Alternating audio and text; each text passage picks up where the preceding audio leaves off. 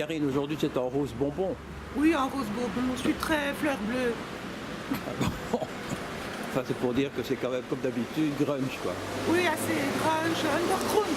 Quoi? Underground. Underground. On est où ici? On est sur le boulevard Thiroux, à Charleroi, bien sûr.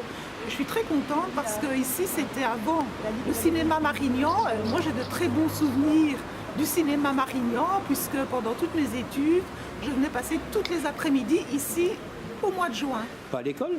Comment dis-tu? Pas à l'école?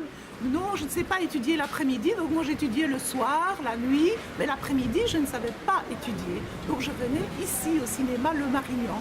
Parfois j'étais seule dans la salle, mais ça n'a pas d'importance. Et dis-moi, le bâtiment n'a pas l'air terrible quand on le voit comme ça pour l'instant. Non, mais à l'intérieur, c'est rénové.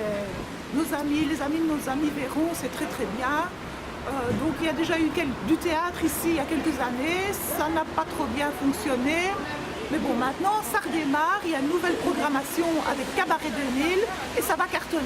Bon, on va rentrer dedans? Oui, on va rentrer et Jackie Druot va tout nous expliquer. Bonjour Jackie Druot. Bonjour. Nous sommes ici à Charleroi, au cinéma Le Marignan. Donc, avant de parler de la reconversion du cinéma Le Marignan en théâtre, on va un peu zoomer sur ta carrière, parce que Jackie Druot, c'est un comédien carolo. Mais bon, sa notoriété a dépassé les frontières. C'est quand même un gars qui a donné la réplique à Gérard Lanvin dans Angélique, Marquise des Anges. Ça, il y a 2 ou 3 ans, mais enfin... J'aurais préféré Marquise des Anges que l'enfin, mais enfin bon. Ah, j'ai parlé également avec Nora Alzeneder, je crois. Oui, un nom c'est un peu ça, spécial. oui. Non, mais, Oui, voilà. Donc, on va zoomer sur ta carrière. Tu nous dis un peu ce que tu as fait, etc. D'accord. Donc, la carrière, moi, elle est assez, comment dirais-je, polymorphe, hein, parce qu'il y a le théâtre, bien entendu, il y a le vaudeville, il y a les contes aussi, il y a Cabaret 2000, forcément la troupe qui reprend le Marignan, puis il y a l'opérette que j'ai fait pendant 19 ans, la comédie musicale avec Tintin et le Temple du Soleil, ça c'était en 2002. Ah bon? T'as fait ça aussi? Oui, je faisais Tournesol. Tournesol. Oui. Oh, c'est notre ami Tintin, quelle heureuse surprise! C'était ma première phrase. Là, je m'en souviendrai, ça m'a marqué à vie. Ça s'appelait Cinéma Marignan-Vauban. C'est ça. Au départ, c'était le Marignan, puis il y a eu le Vauban, puis le Marignan 1, 2, 3, 4. Ça a été divisé en plusieurs petites salles pour accroître le confort et lutter contre l'influence grandissante de la télé. Et puis après, les grands complexes cinéma sont arrivés, car Hollywood, à l'époque, près de Ville 2. Et M. Hahn était propriétaire également des 2 bâtiments. Et puis l'exploitation a vraiment viré, où les gens allaient plus, où on se parquait facilement. Ça, en 2000, on a voulu, avec quelques comédiens, Antoine Vandenberg, Michel Vercamen, Marie-Françoise Favet à l'époque, et on a créé une troupe de cabaret. On a fait un spectacle qui s'appelait Cabaret 2000, dans la taverne du Trianon. Et ça a vraiment cartonné, les gens s'amusaient, enfin, il y avait une ambiance terrible. Et puis on s'est dit, on va refaire ça, et alors on l'a refait aux 1000 colonnes. Donc c'était 100 mètres plus loin. Et là aussi, on a cartonné. Et après, on a commencé à jouer dans l'intra-ring, dans différentes petites salles. Et puis, la ruche est venue nous chercher, parce qu'ils ouvraient leur salle, mais il n'y avait pas de locomotive. C'est même pas être prétentieux que de dire ça, mais comme on avait un public avec nous, on s'est dit, ce serait intéressant qu'ils viennent chez nous. Les conditions étaient chouettes, donc on s'est dit, pourquoi pas. Et on a partagé 9 chouettes saisons avec eux, et on a grandi ensemble. Et maintenant, il est arrivé un moment où on a besoin de jouer plus, parce que notre public a grandi, et malheureusement, heureusement pour la ruche, quelque part, ils ont d'autres programmations qui viennent. On ne peut pas mettre tout le monde. Nous, on souhaitait jouer un 5e spectacle, on voulait passer à 4 semaines. C'est vrai que ça fait beaucoup d'occupations. Alors, on a cherché entre-temps, et on a eu cette opportunité en rencontrant M. Hahn, de venir ici au Marignan. C'était complètement fermé ici? Oui, c'était fermé. Depuis 2014, il n'y avait plus rien. Et refaire la façade, parce que la façade, elle est pour l'instant... La façade, ça c'est un autre budget. Si on décroche un budget pour la ressabler, la remettre en couleur, oui, mais ça c'est un budget à 5 chiffres. C'est dommage, parce que franchement... On ne regarde pas la façade. Oui. C'est-à-dire qu'on va mettre une enseigne. En tout cas, il y a eu un projet d'enseigne, plusieurs projets d'enseigne sont à l'étude, et en fonction des budgets qu'on aura, on fera soit une grande enseigne ou une plus petite enseigne, tout simplement. Donc c'est très chouette. Ici, le soir, ça va revivre grâce à Cabaret 2000. Tout à fait. Voilà, donc on va démarrer avec Silence en coulisses. Là, c'est un gros bateau, une super grosse production. Il y a 10 comédiens et un double décor. Un décor d'une pièce de vaudeville traditionnelle que des comédiens pas très bons vont répéter, qui ne s'entendent pas très bien.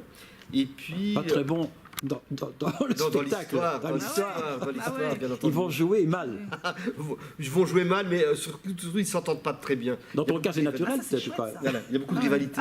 Dans ton cas, c'était naturel, peut-être, non? Oui, c'est possible. Oui, non, je ne joue pas dans celle-là. Donc, non, il faut être à l'accueil également, on se partage le travail. Et on terminera la saison avec un autre grand classique, c'est Marius et Fanny de Marcel Pagnol. Donc, les deux pièces adaptées en provençal. En provençal, bien sûr, avec la Sainte du Sud, on est en train de le travailler et il y aura certainement pas mal de choses, des activités, tournois de pétanque, des concours de pastis. Ce sera la fête, ce sera la Provence ici à Charleroi. Là, ce sera en mai-juin 2019. Combien de personnes dans cette salle? Dans cette salle-ci, en version théâtre, on peut mettre 240 personnes. Voilà. Et il y a combien de salles dans le bâtiment? 2. Enfin, il y en a 4, mais nous, on n'en utilise que 2. C'est la plus grande salle. C'est la plus grande salle ici, quoi. Oui. Quand vous avez fait votre crowdfunding, vous avez travaillé avec Kiss Kiss Bang Bang, qui est une référence. Hein. Absolument. Donc on a créé ça, on a lancé ça fin avril.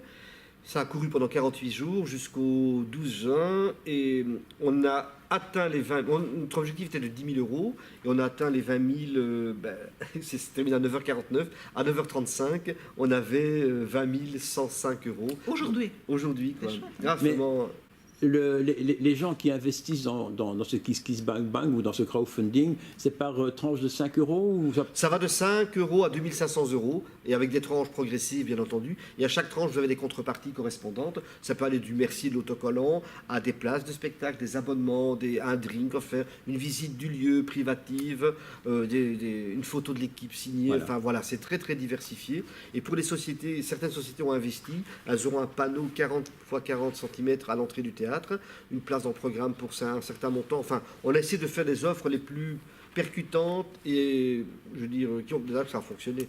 Un théâtre comme celui-ci, ça représente quel budget, grosso modo?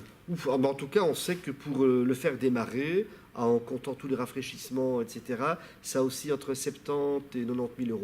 Ouais. On doit encore affiner certains postes, mais de tous les devis, projections qu'on a faites, c'est cette fourchette-là. Est-ce que la ville vous aide ou... La ville nous aide. Je ne veux pas divulguer le montant, mais en tout cas, on a une belle aide de la ville. On devrait avoir une aide de la région wallonne également, exceptionnelle. En principe, une aide du loto également. Tout ça, ça joue, mais il y aura également des fonds propres à investir, parce que ça ne couvrira pas la somme. Mais malgré tout, le crowdfunding apporte une belle bulle d'oxygène. Et il y aura certaines puis nos abonnements qui commencent à entrer. Donc on est confiant parce qu'on a envie que ça réussisse. Je reviens à mon dernier étonnement, parce que moi je trouve ça important. Il faut absolument qu'il y ait une immense enseigne devant ce bâtiment qui est gris et qui... On y travaille, je vous dis, on y travaille. Ne t'inquiète pas, cet homme a des idées fixes. Mais... Non, mais c'est important quand même. Ouais. Mais en tout cas, je vous dis, on a fait des devis, on attend maintenant le retour via la ville des projets qu'on va leur proposer. On leur dit, si vous voulez ça, aidez-nous. Ah oui, parce que, voilà. Mais bon, je crois qu'on est bien parti quand même.